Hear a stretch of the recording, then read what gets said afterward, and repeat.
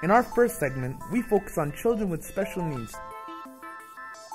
There are over 3,000 children with disabilities in foster care in Canada today. The Canadian Association of Community Living, CACL, estimates that more than 60% of our children in care have some form of disability. Hi, my name is Matthew, and I am 15 years old. I have a disability, and before I tell you what that is, I want you to imagine.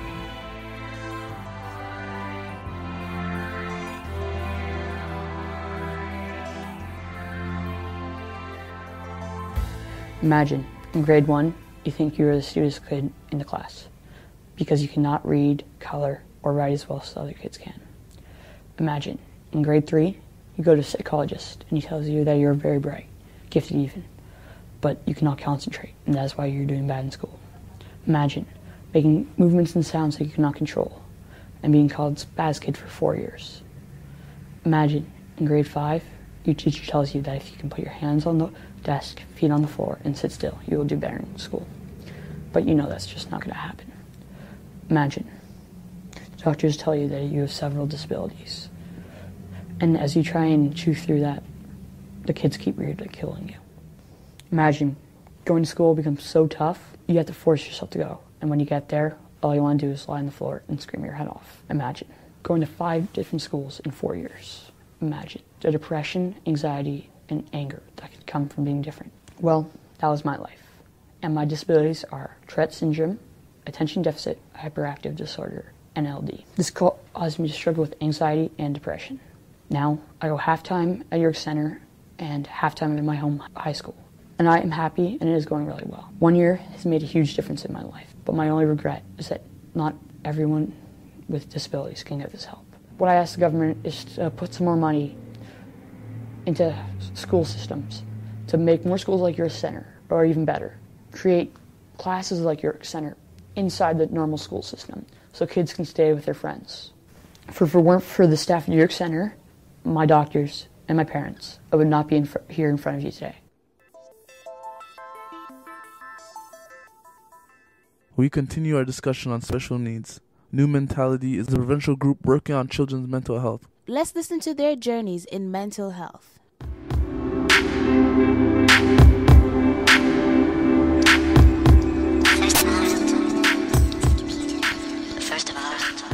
And looking back, I almost respect myself for one instance that I did scream when I was going to be put into a hospital that was like a jail. Okay. It's really, really disgusting, and I now work for this hospital, but that was the only way that I could kind of have my rights. I would go, like I was in the hospital, and I would go to the doctor's office and say, can I get some information about what my illness is at the time, bipolar? And no, there's no information. We don't have any. Children and youth don't know they have rights. The UNCRC exists, but I remember when we talked about it at one of our conferences and we were saying, it's your right to access medical care, they were like, we don't have rights, we're not old enough to have rights.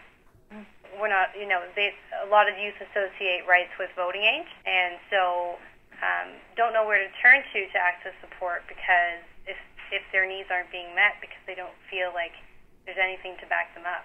They're so bloody happy to get any kind of treatment that should they not feel like they understand their meds, or they understand what's going on, or they even like their counselor, they don't speak out because they don't want to be booted off the waiting list or booted onto a waiting list.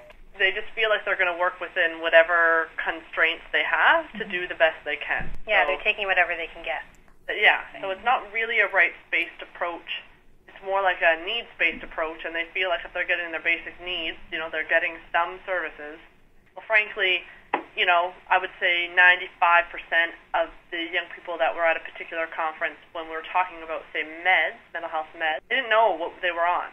And they didn't even know that they had the right to know. Mm-hmm. They just kind of felt like, well, whatever, we should be thankful that at least we have a diagnosis. Mental health services aren't seen as a right, certainly not for children. They're not mandated, so. I just felt that, during the time in which I was suffering from depression and going to different agencies for help, but I felt that what I had to say wasn't really taken into account. Young people should have say in their treatment. Decisions can't be made without the person who's being affected. Very rarely when a child presents at a mental health agency are there treatment options. Like, it's not like there's a menu and the young person chooses the vegetarian option. It's like they present and then there's one course of action, right? And then if that course was satisfactory, they can say at the end whether or not that was satisfactory. I mean, I was present in the room. Sometimes the social worker or the doctor saying, okay, this is the medication that you should be on, and so we both, I guess, sort of had to put our blind faith in whatever the team member was saying. So there were no options presented, right? This is him, or you've been diagnosed with this. To me, the need for funding, it goes hand in hand with the rights of the child and the youth to access mental health. A youth engagement shouldn't be something that's good to do. It should actually be a practice, because children have the right to be there. Our last Children's Mental Health Conference last year, one of the recommendations that the youth made is that they wanted an advocate for mental health, so that they could understand their rights and so that they wouldn't be hearing this because they've had the privilege to come to a conference. We're a system that works for youth, and we need to be a system that works with youth, because we need to include the people that we're catering to and hear their voices in decision making.